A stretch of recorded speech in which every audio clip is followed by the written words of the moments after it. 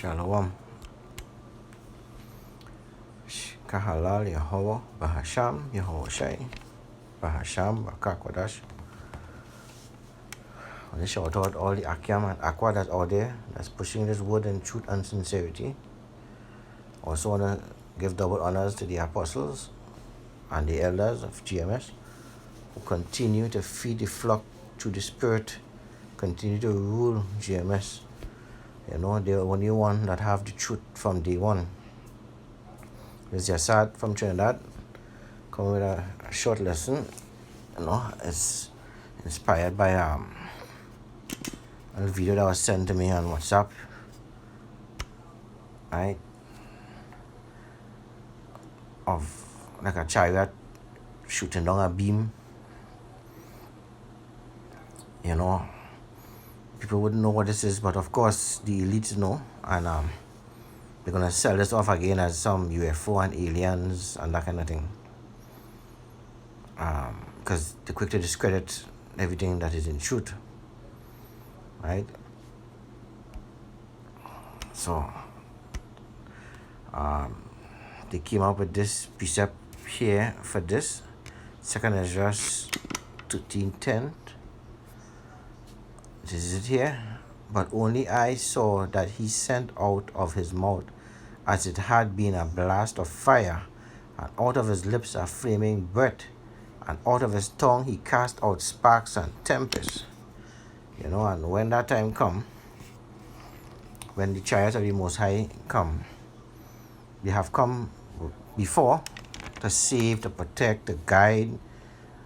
This time, they come in to save the elect and 1/3 of Israel, and they also come in. They're also coming to destroy this place and reset it, and basically to end the era of Esau. Right? For Esau is the beginning, and Jacob is the end of that follower. Right? So this is just a typical example of a beam that was that emitted from a chariot, and you notice the chariot is disguised inside the cloud. Right? They always have this technology to cloak, right? So I pull up here cloaking device or cloaking, right? And it simply says here, simulation of how cloaking device would work. Cloaking device deactivated. Light is reflected and absorbed by the object, causing it to be visible. Simulation of how cloaking device would work. Cloaking device active. Light is deflected around object, causing it to be invisible. You know, and there's many times that people will have these sightings or think that they see something in the clouds, you know, but it is actually a chariot. And there are a lot of sightings concerning UFOs, you know, and they're discredited to saying these people are crazy and stuff, but they're not crazy, right? The Mosai and his angel have been visiting the earth from way back then and even up to now. Right? A cloaking device is a hypothetical or fictional stealth technology that can cause objects such as spaceships or individuals to be partially or wholly invisible to parts of the electromagnetic spectrum. However, over the entire spectrum, a cloaked object scatters more than an uncloaked object.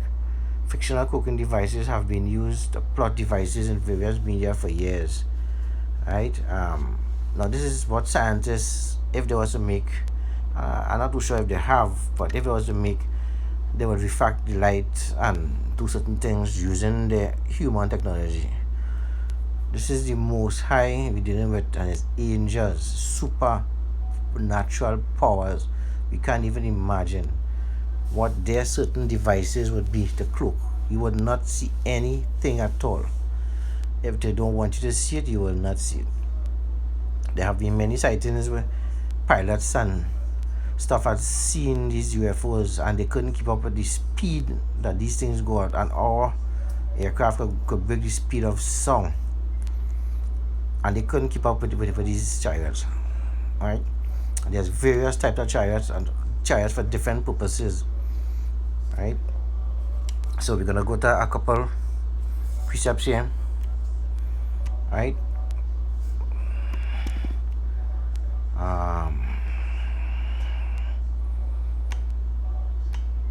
So this is just an image from our poster, I think, from Independence Day, but it give you a fair idea. Because when Yahweh Shai comes back, he's gonna have like the largest chariot there is out there. And if you look at this, compare the size of the earth, is like nothing. Right? When it comes, it's gonna cover the place gonna be dark. You're not gonna see that sun. That is how huge these chariots, some of these chariots are. Right? This one here is a depiction of it over a city. Not too sure if it's New York or Los Angeles. Could be New York. With fire mingled underneath it. Right? There's another one where it actually cast a beam down, like how we saw in the video, to destroy the city. Right? This is to give you an idea some sizes. Now there are small ones and there are different various shapes as well. Not all are going to be wrong like this. Right? So as I said, we're going to go touch a quick couple of precepts here. Start off with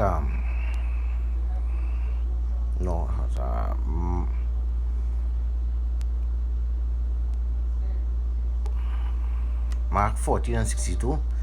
And Yahweh Shai said, I am, and ye shall see the Son of Man sitting on the right hand of power and coming in the clouds of heaven. I said earlier on, one of the things that they cloak in between, that they conceal in between, is the clouds. Right?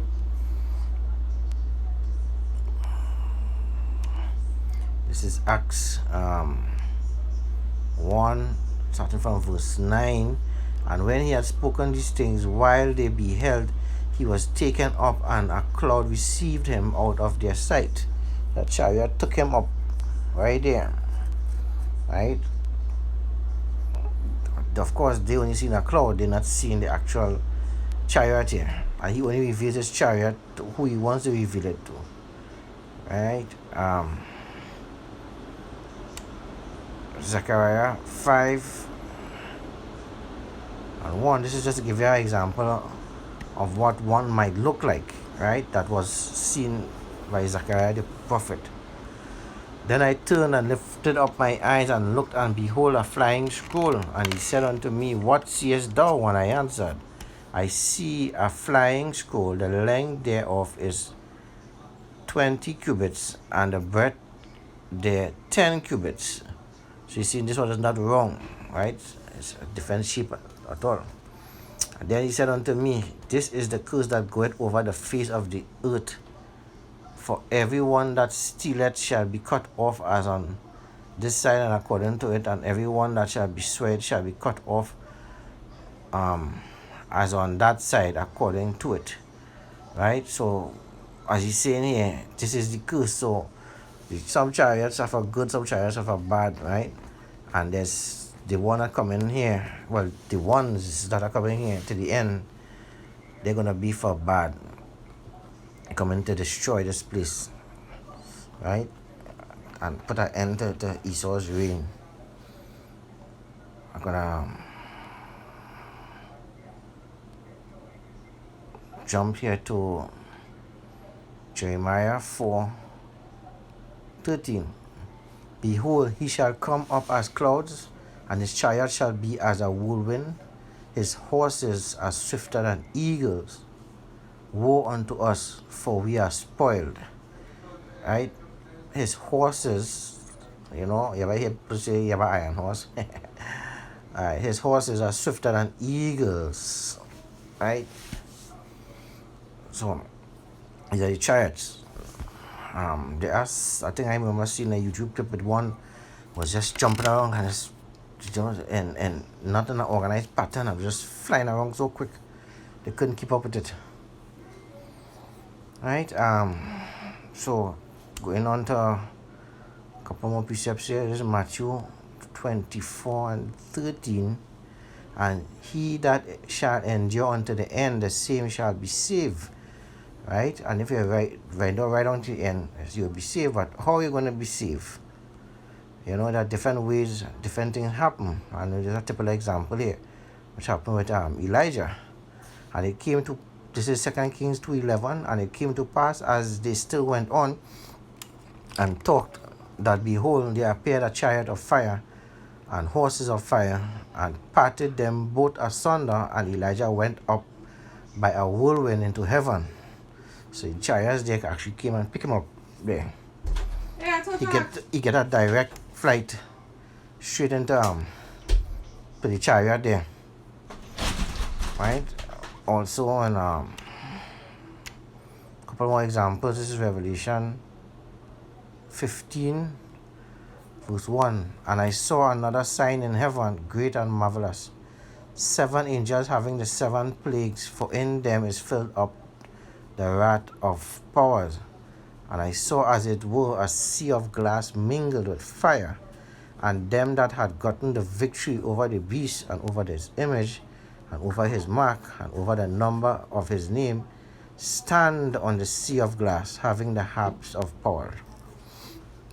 You see here, those that overcome, as I said there in Matthew 24:13, who they endured to the end and was saved, right? They're standing here on this sea of glass, right?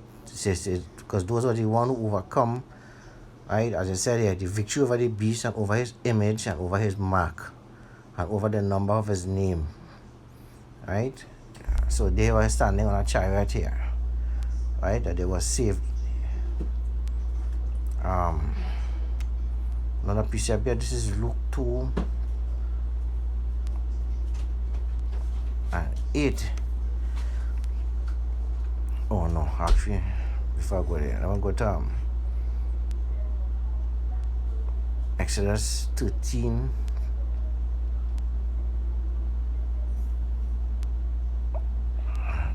'21, right? And Yahweh went before them by day. Now this is when he was leading the Israelites out of Egypt. And Yahweh Shai went before them by day in a pillar of a cloud, and led them the way, and by night a pillar of fire to give them light, to go by day and by night. Remember, show you this one here, like it mingled under fire. It was like this was guiding them. This is give you a kind of visual idea. It will be different from when it was, but just to give you a kind of a visual. You know, it was a pillar of cloud by day, right, as you see here, and by night a pillar of fire.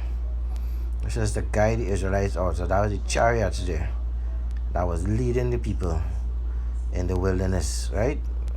I think there's another example here in 40 and 38. For the cloud of the Lord was upon the tabernacle by day, and the fire was on it by night, in the sight of all house of Israel throughout all their journeys. Right? Jump in here to Numbers 14 and 14.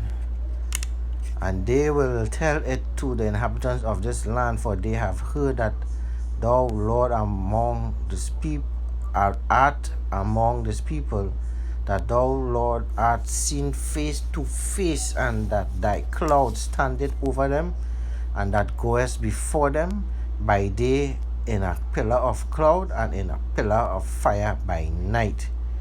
Right? So you should, and there's many more precepts that backed up this. I just pull out a few. Don't have to go into everything. Jump into Isaiah 4 and 5, and the Lord will will create upon every dwelling place of Mount Zion and upon her assemblies a cloud and smoke by day, and a shining of flaming fire by night. For upon all the glory shall be a defense. So he's also there, as I said earlier on. There's different chariots for different things, right? On the cloaking device, as I said, is not only like your cloak can just see one chariot, because many a times there's more than one right there. They're just invisible, and they were probably uncloak just one for you to see, but they don't know that sometimes as the angels, as many of them, a host of them, right? This is an example. This is Luke 2:8, and they were in the same country, shepherds abiding in the fields, keeping watch over their flock by night. And lo, the angel of the Lord came upon them, and the glory of the Lord shone around about them, and they were sore afraid. And the angel said unto them, Fear not, for behold, I bring you good tidings of great joy, which shall be to all people. For unto you is born this day in the city of David a Savior, which is Hamashiach the Lord.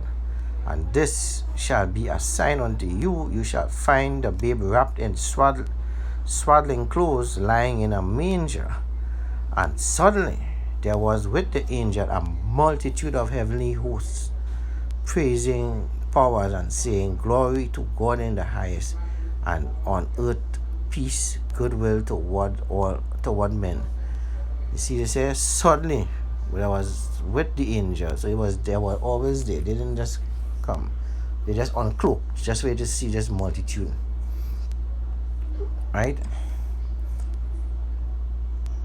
And of course, well,